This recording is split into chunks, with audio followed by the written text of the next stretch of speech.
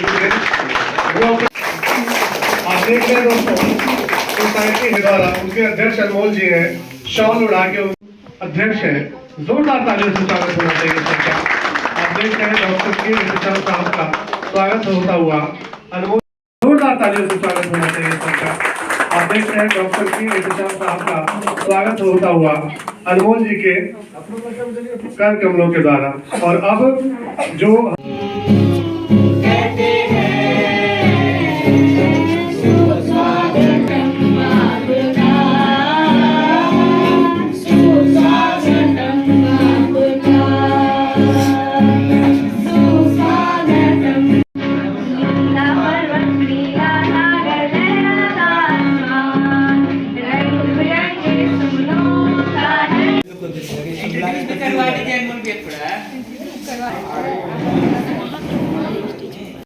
भी आपके मुख्य अतिथि के रूप में मौजूद है, वो अपने अपने क्षेत्र के अग्रगण्य लोगों के रूप में उनकी गिनती होती है, अपने अपने क्षेत्र के अग्रगण्य हैं।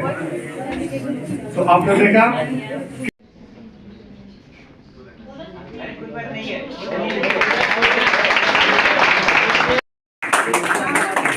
प्रियंका भारती जी, आप देख रहे हैं सुश्री आरती आलोक वर्मा जी का स्वागत करते हुए जो जिला संयोजिका है।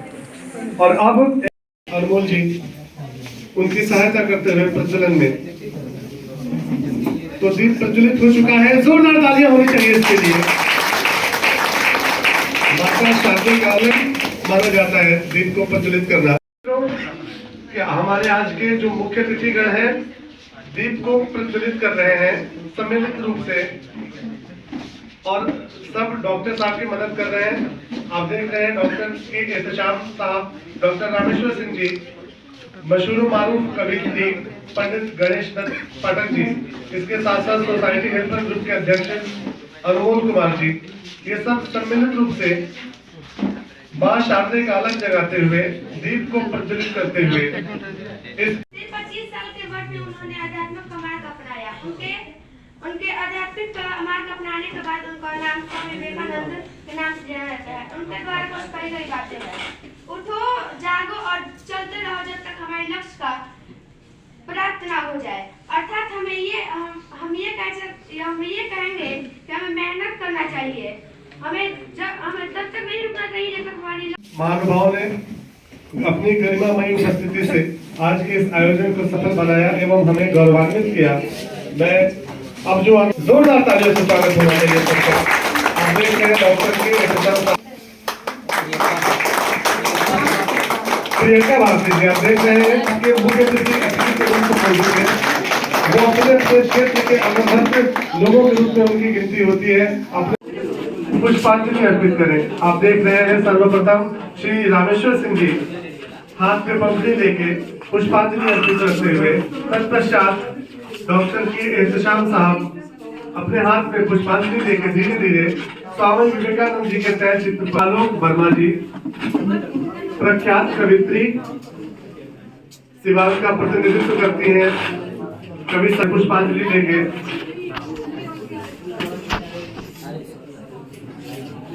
पुष्पांजलि अर्पित करते हुए पंडित गणेश दत्त पाठक जी आज के मुख्य अतिथियों में से एक, और साथ ही साथ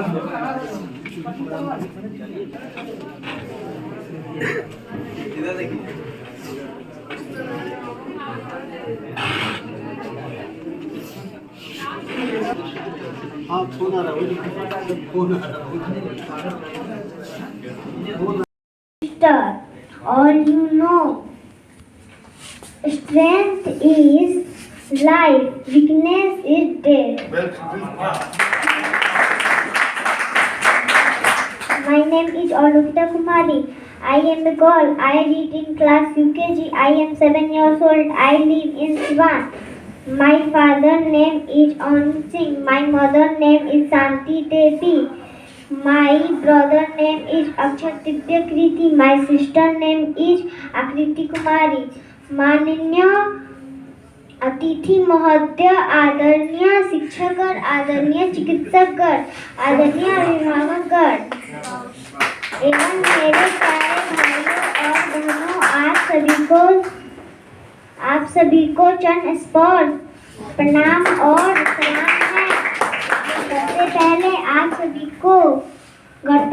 दिवस और राष्ट्रीय युवा दिवस की हार्दिक शुभकामनाएं और बधाई है।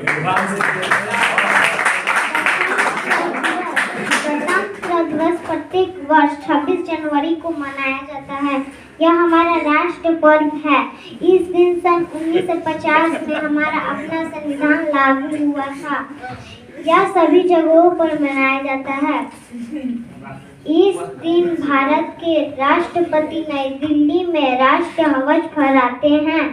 इस दिन हम अपना राष्ट्र गाना गाते हैं। हर कोई कर सकता है तो मैं क्यों नहीं।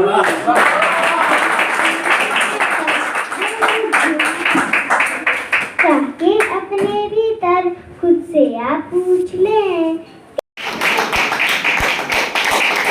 सुश्री आरती आलोक वर्मा जी को आमंत्रित करता हूं कि आप आए और अपनी बहुमूल्य वाणी से हम सभी श्रोताओं को लाभान्वित करें। आप और आपके साथ।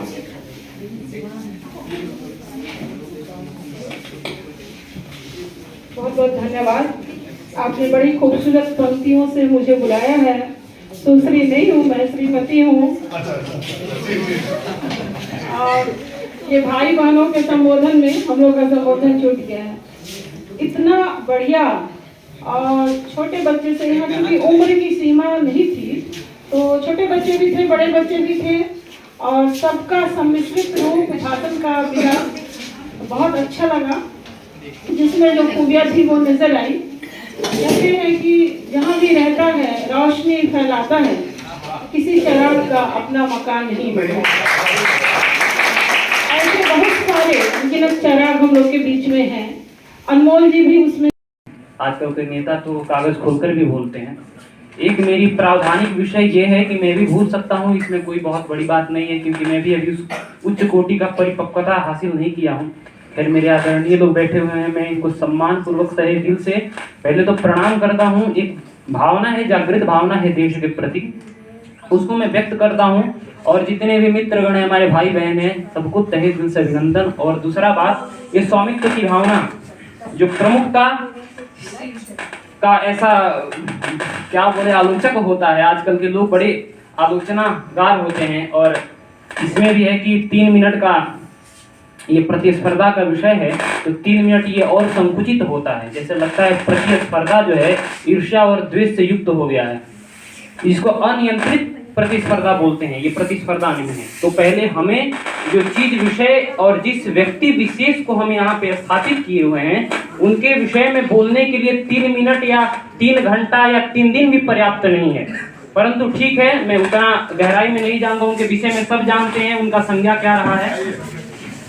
तरह के संवाद करते हैं, झगड़ा करते हैं, लड़ाई करते हैं। उनके लिए था कि फलना बचल कंकड़ सुजन तिन पाछे क्रम में कर्मासन फल भूर पवन पद ई जड़कन जासे मिलवन उसे बहुपन। कछ छूकत है जो दिनकर तेज प्रेम राग द्वेष और करुणा वेग परपंच उदय मन का जो ये जब मित्र नयन बैठे मन से।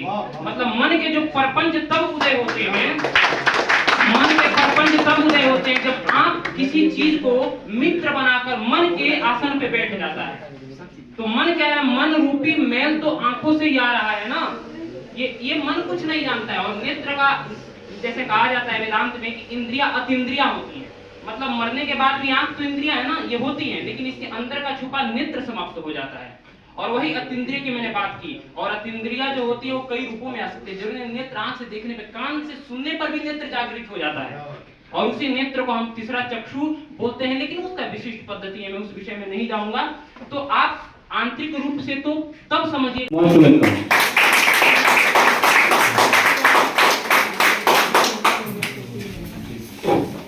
हेलो,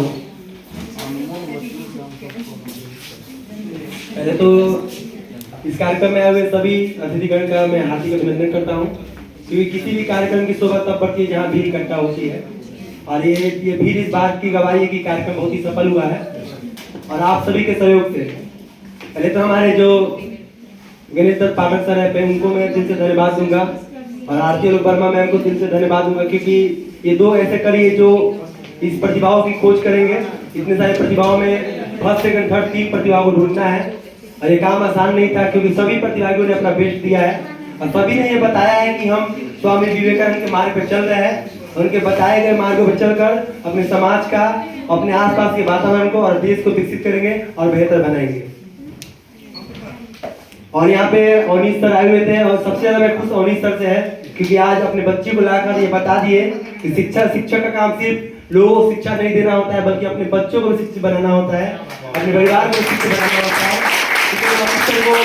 मैं बैठा था वहाँ पे, तो हम बहुत सारे लोग का रोआ जो होता है वो खड़ा हो गया था, क्योंकि बच्ची ने बताया और बच्ची से काफी प्रभावित हुए कि बच्ची से पता चल रहा है कि आज भी हमारे आसपास कहीं कहीं स्वामी विवेकानंद जिंदा है और घर में मौजूद है, जो हमारे समाज को और हमारे देश को बेहतर करना काम करें। और साथ ही साथ प्रमोद सर का भी मैं धन्यवाद दूंगा जो यहाँ पे आकर अपना कीमती समय दिए, और साथ में नाहिद सर का भी मैं धन्यवाद दूंगा जो अपना कीमती समय दिए। नाहिद सर पीछे बैठे हुए थे, बोल रहे थे कि मैं पीछे बैठ कर मैं सारा कार्यक्रम को देखना चाहता हूँ, लेकिन उनका स्थान हमारे पास है, इसलिए उनको पास बुलाया गया है। अंत में अपने कार्यक्रम की चर्चा पे मैं जिक्र किया था गणेश दत्त पाठक सर से कि सर इस कार्यक्रम को कैसे किया जाए, क्योंकि ये कार्यक्रम हम लोग के लिए पहला कार्यक्रम था, इस तरह का कार्यक्रम हमने कभी किया नहीं था। तो प्रयास किए थे भाषण पत्रों के माध्यम से हम जाने कि हमारे युवाओं में क्या काबिलियत है, क्योंकि बहुत सारे प्रतिभा हमारे आसपास होते हैं लेकिन उनको मंच नहीं मिल पाता है जो अपने प्रतिभा को बेहतर रूप से दिखा पाए। क्योंकि बम्बई, दिल्ली, पटना में जब जाइएगा तो वहाँ पे हर रोज कुछ ना कुछ कार्यक्रम होता है जहाँ घर की प्रतिभाएं बाहर निकलती है, समाज को बताती है कि इतने सारे प्रतिभा है। ये हमारे सीवान जिला में काफी कम ही ऐसा मौका मिलता है जहाँ बच्चे आए अपनी प्रतिभा को दिखाए, और काफी मैं खुश हुआ कि बहुत दूर दूर से बच्चे यहाँ पे आए। यहाँ पे बच्चे सीवान जिले की नहीं बल्कि अन्य जगहों से आए, क्योंकि उन्हें पता है कि सीवान क्या है, ये डॉक्टर एम प्रसाद की भूमि है। तो बच्चे जानते हैं कि ये जगह कैसी है, यहाँ पे आने के बाद में क्या मिलेगा। बच्चे को मिला भी, क्योंकि यहाँ पे अच्छे अच्छे गुरु थे, और गुरु से बड़ा ज्ञान कोई देने वाला नहीं होता है। अभी तो वो सबसे बड़ी बात है कि यहाँ दो लोगों को अभी सुनना है, गणेश दत्त पाठक सर है, आरती वर्मा मैम है, ये दो लोगों को सुनना है। और संक्षिप्त समय The next should always also be ready. Sani Asi. After Neha, it is Sani Asi. सानी लिखा हुआ है, क्या नाम है? सानवी। और मैम की तरफ से आरती आलोक वर्मा जी की तरफ से किताब विषय दिख रहा है कुछ काहे लोग बीच में आ रहे हैं सर? संभवतः विवेकानंद जी के जीवन पर आधारित किताब होगी। सूर्यदीप राज, आप लगातार तालियों से उत्साहवर्धन करते रहें।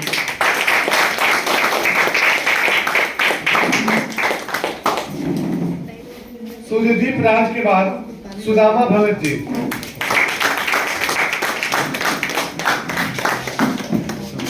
आप देख रहे हैं कि मुख्य अतिथिगण अध्यक्ष जी के साथ सम्मिलित रूप से पुरस्कार वितरण करते हुए, और अगला नाम आयुष कुमार। साइड हो जाओ, साइड हो जाओ। आयुष कुमार, अच्छा ठीक है। आयुष जी थोड़ी देर बाद आएंगे। अलका कुमारी, अलका, लगातार उत्साहवर्धन होना चाहिए बच्चों का। जिन्होंने कुछ भी बोला है वो बहुत बड़ी बात है अपने आप में। अलका के बाद तुषार सोनी, तुषार सोनी जी बहुत अच्छा बोला आपने। और मनीष कुमार, मनीष कुमार मौजूद है यहाँ पे? मनीष, हाँ मनीष कुमार। ईशिका कुमारी, ईशिका कुमारी। कोमल कुमारी, ईशिका कुमारी के बाद कोमल कुमारी।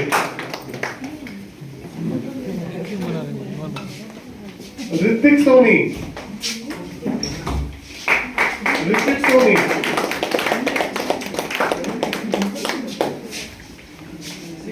अनुज कुमार,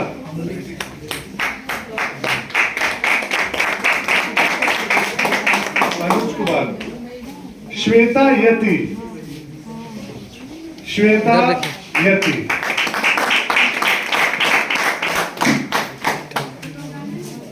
श्वेता बहुत अच्छा बोला था, बहुत अच्छा।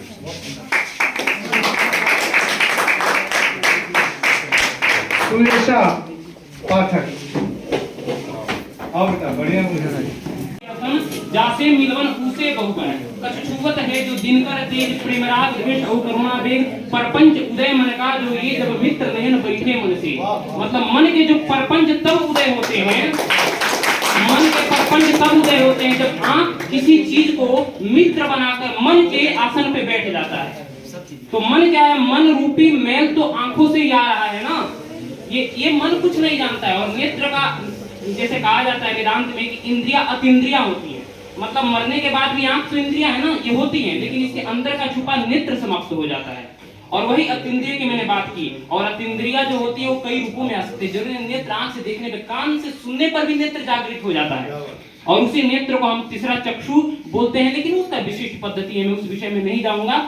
तो आप आंतरिक रूप से तो तब समझिएगा जब बाहरी रूप आपका स्वच्छ होगा, जब बाहरी रूप आपका परिपुष्ट होगा। और बाहरी रूप परिपुष्ट करने के लिए अपने अगल बगल सबको परिपुष्ट करना पड़ेगा आपको। अगर कोई दुखी है, कोई दीन है, उसकी सहायता करो, सबसे बड़ा ब्रह्म वही है, उससे बड़ा ब्रह्म कोई नहीं है। अगर वो परिपुष्ट होगा, उसके द्वारा सारा समाज परिपुष्ट होगा, तो आंतरिक रूप से आप इतने प्रबल बन जाइएगा कि किसी के लिए कुछ नहीं है। अरे सब पाश्चात्य दर्शन पश्चिमी देशों वाले ने हाथ जोड़कर कहा हमसे ये ले लो, हमसे ये ले लो, हमारा ये दर्शन है। वेंथम ने कहा कि हमारे उपयोगितावाद ले लो, अनेक तरह के रहे, लेकिन उन्होंने जाकर कहा स्वामी विवेकानंद ने कि देखो ऐसा है कि हमारा दर्शन बड़ा उच्च कोटि का है, हमें दर्शन देने की आवश्यकता नहीं है, हमको फिलॉसफी देने की आवश्यकता नहीं है, हमें अन्न दो, हमें गेहूं दो। ये शिकागो का भाषण में, और बड़े अच्छे रहे आइंस्टाइन के वो सलाहकार रहे, मैं उनका संज्ञा भूल रहा हूँ, उन्हीं से इनका वार्तालाप में उन्होंने कहा कि मुझे दर्शन देने की आवश्यकता नहीं है, मुझे अन्न दो। लेकिन अब ऐसा धीरे धीरे हमारा देश आगे बढ़ रहा है, न हमको अन्न चाहिए न दर्शन चाहिए, हम लोग इतना परिपुष्ट हो जाए कि दोनों देने की सामर्थ्य रखें। और इसी के साथ मैं अपने वाणी को विराम देना चाहता हूँ।